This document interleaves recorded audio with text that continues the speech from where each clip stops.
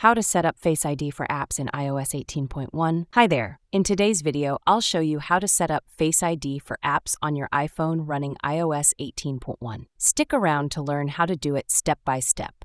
Let's dive in. First, open the Settings app. Scroll down and tap on Face ID and passcode. Enter your passcode to access the settings. If you haven't set up Face ID yet, tap Set up Face ID and follow the on-screen instructions. Ensure your face is well lit during the scan for accurate recognition.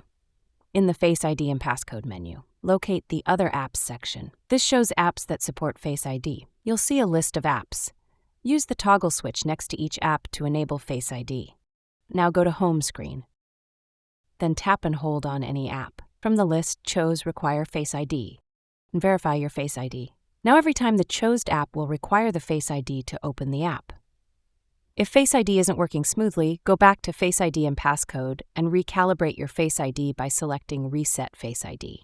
If you use the same Apple ID on multiple devices, ensure each has Face ID enabled for seamless integration. And that's how you set up Face ID for apps in iOS 18.1.